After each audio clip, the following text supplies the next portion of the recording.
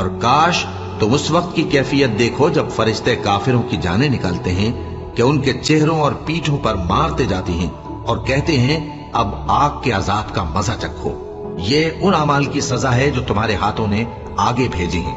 और ये जान रखो कि अल्लाह बंदों पर जुल्म नहीं करता। जैसा हाल फिरौनियों और उनसे पहले लोगों का हुआ था वैसा ही इनका हुआ कि उन्होंने अल्लाह की आयतों से कुफ्र किया तो अल्लाह ने उनके गुनाहों की सजा में उनको पकड़ लिया। बेशक अल्लाह जबरदस्त है, सख्त अजाब देने वाला है।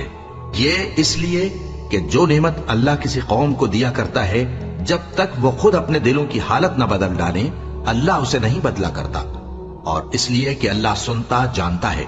जैसा हाल फिरौनियों और उनसे पहले लोगों का हुआ था वैसा ही इनका हुआ। उन्होंने अपने परवरदिगार की आयतों को झुटलाया तो हमने उनको उनके गुनाहों के सबब हलाक कर डाला और फिरौनियों को डुबो दिया, और वो सब जालिम थे।